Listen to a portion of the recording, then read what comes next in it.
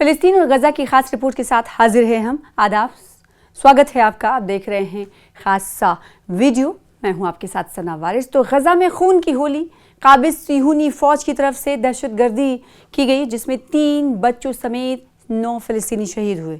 تو جنگ بندی کے معاہدے کے دوسرے مرحلے کی تکمیل کے لیے روڈ میپ پر اتفاق کے باوجود ایک خونریز کشیدگی میں اتوار کے روز غزہ پر مختلف اسرائیلی فضائی حملوں کے نتیجے میں 3 بچوں، 3 خواتین سمیت 9 شہری شہید ہوئے ہیں۔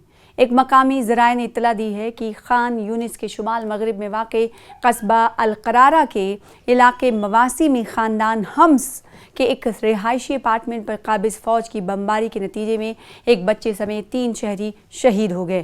ذرائع نے مزید کہا کہ شہداء میں محمود ذکی الحمص، ان کی اہلیہ شہید فاطمہ اور ان کا بیٹا بچہ احمد شامل ہیں۔ ان کے علاوہ قطع کے وسط میں دیر البلح کے جنوب میں واقع علاقے المشائلہ میں ایک اسرائیلی ہیلی کاپٹر کے ذریعے ایک رہائشی اپارٹمنٹ کو نشانہ بنائے جانے والے بمباری کے نتیجے میں بزرگ کمال ابو ملیک ابو نبھان اور ان کی اہلیہ شہید ہو گئی، جبکہ متعدد شہری زخمی ہوئے ہیں۔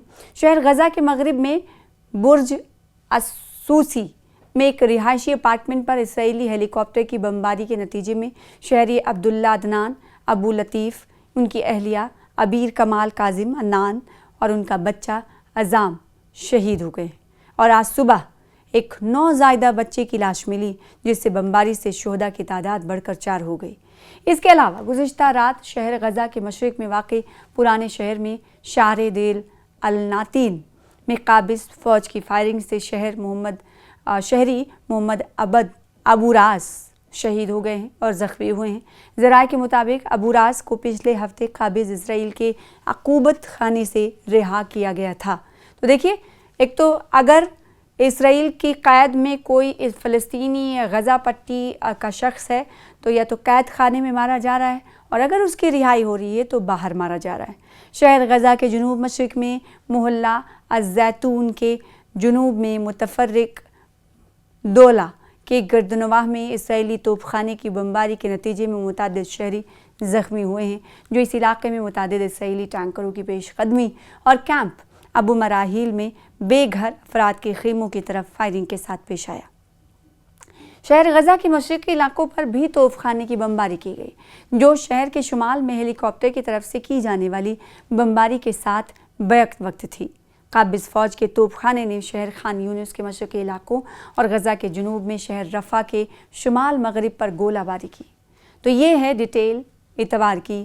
ایسے ہی روز نہ جانے کتنے دن اور نہ جانے کتنے سال ایسے ہی غزہ میں رہنے والے لوگوں نے گزاری ہے اور گزار رہے ہیں۔ دوسری طرف موت کا خطرہ منڈراتا رہتا ہے، اور وہیں بھوک سے موت کا خطرہ بھی ان لوگوں کے پیچھا نہیں چھوڑتا۔ ایسے میں بین الاقوامی تنظیموں کی طرف سے مدد کی گہار، یا پھر کہیں فلوٹیلا کو آپ نے دیکھا ہوگا، جو مدد کے لیے غزہ کے لوگوں کی پورے انٹرنیشنل مندوبین پر منحصر ہو کر غزہ کی سرحد کی طرف روانہ ہوتا ہے، اس پر بھی اسرائیلی فوج کی طرف سے نہ صرف انہیں نشانہ بنایا جاتا ہے بلکہ انہیں بندی بھی بنا لیا جاتا ہے۔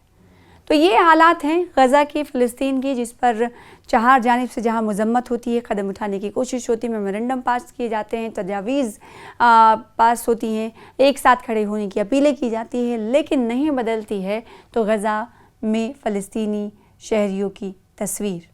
اور حماس کے نام پر اس وقت صہیونی حکومت نے جو خونریز واردات میں اضافہ کیا ہے، اس کی جو لسٹ ہے شہیدوں کی، وہ کم ہوتے ہوئے نہیں نظر آ رہی ہے۔ وقتاً فوقتاً، یا پھر یوں کہے روزانہ اس میں اضافہ ہو رہا ہے۔ یہ اتوار کی تفصیل ہم نے آپ کو بتائی۔ ایسے ہی روزانہ کی بنیاد پر غزہ میں کیسے ہیں حالات جاننے کے لیے بنے رہیے گا ہمارے ساتھ۔